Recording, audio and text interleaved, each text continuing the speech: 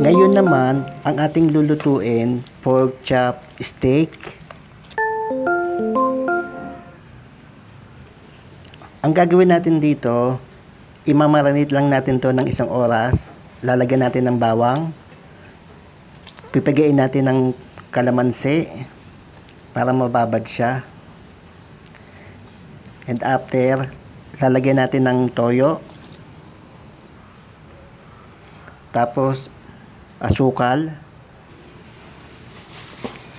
Lalamasin natin to para tuluyan siyang marinate.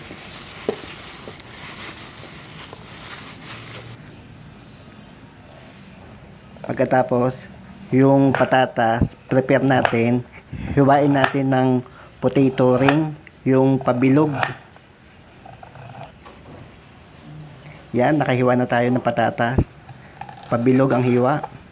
And after, sibuyas naman ang hiwa, parang onion ring, pabilog din siya. Yan. Tapos, magpainit lang tayo ng kawali dito. And then, isalang natin yung patatas hanggang sa matuluyang siyang maprito. Tapos, baligtad lang natin. Hintayin natin maging golden brown. Yan. Transfer lang natin sa isang lalagyanan. Yan, na-prito na natin. And then, yung onion naman, igisa natin dito.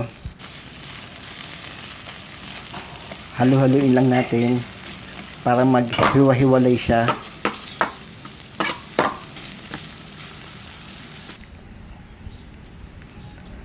Tapos, transfer lang natin para yung pork chop ma-prito natin sa kawali.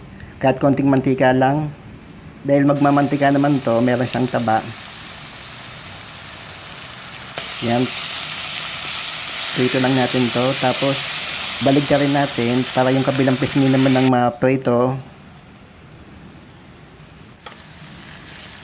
Hintayin lang natin mag-brown siya ang kulay. Tapos, transfer lang natin sa isang lalagyanan para yung iba naman na ma-prito. Tapos, mag-prepare lang tayo dito ng bawang. Gisa lang natin sa mantika. Hintayin natin maging kulay brown. Tapos, ito na yung pork chop. Lagyan natin dito sa kawali. Yung kanina ng pinirito natin. Salain natin yung pinag-marinate niya. Yan. Kailangan natin pakuluan to dahil matigas pa to. Kahit ng mga 15 minutes, pakuluan natin to para lumambot yung pork chop. Yan. Tapos ayusin lang natin para nakalubog siya habang kukuluto. Tapos takpan natin. Baligtarin lang natin para yung kabila naman mag-absorb ng sauce niya. Yan. Tapos hulog natin yung onion. Yung pork chop na palambot natin dito. Yan, hulog na natin. Tapos lagyan natin yung sauce. Mga boss, kung hindi pa kayo nakaka-follow sa aking account, paki-follow lang. Tapos, itoppings natin yung patatas, yung kaninang pinirito natin. Yan na ang ating pork chop steak.